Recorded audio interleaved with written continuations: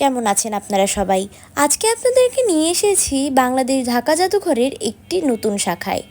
কিছুদিন আগেই ঢাকার টিকাটুলিতে নতুন উদ্বোধন হয়েছে এই জায়গাটির। এই জায়গাটি স্থানীয়ভাবে রোজ গার্ডেন নামে পরিচিত। ইতিহাসের পাতায়ও রশিদ মঞ্জিল নামে এই জায়গার উল্লেখ রয়েছে। সপ্তাহের স্বাভাবিক দিনগুলোতে সকাল 10টা থেকে বিকেল 6টা পর্যন্ত এই জাদুঘর খোলা থাকে। রবিবার সাপ্তাহিক ছুটির দিন এবং সোমবার দুপুর 2টার সময় খোলা হয় এই জায়গা। জাদুঘরের পাশাপাশি এই স্থানের প্রাকৃতিক সৌন্দর্যও উল্লেখযোগ্য। এখানে গোলাপ ফুলের বাগান রয়েছে, তার সাথে সাথে রয়েছে এই দৃশ্য উপভোগ করবার জন্য বসার জায়গা। সাদা ভবনের নীরবতা যেন শান্তির প্রতিচ্ছবি।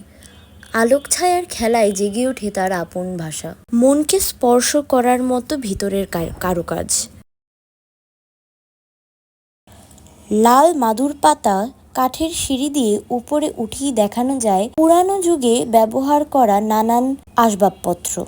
বারান্দায় যাওয়া যায় না, কিন্তু বারান্দার বাইরে থেকে কাচের জানালা দিয়ে সামনের পুকুর দেখতে কিন্তু অনেক সুন্দর লাগে।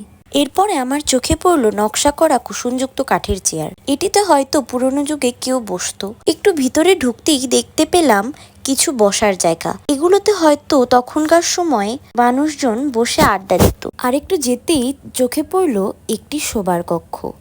অনেক সুন্দর কারুকাজ করা আসবাবপত্র ছিল সেখানে। সবই শ্বেত পাথর দিয়ে নির্মাণ করা ছিল। দেখতে খুবই সুন্দর লাগছিল।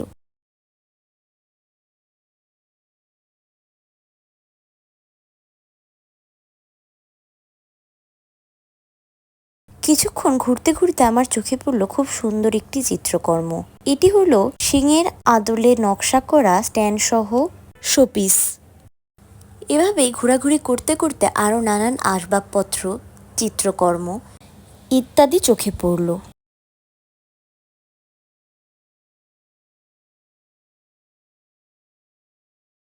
ভবন থেকে বের হয়েই চোখে পড়ল নানান সাদা সাদা মূর্তি। ভ্রমণ শেষে পুকুরের পাড়ে কিছুক্ষণ বসে থেকে বিদায় নিলাম এই জায়গা থেকে।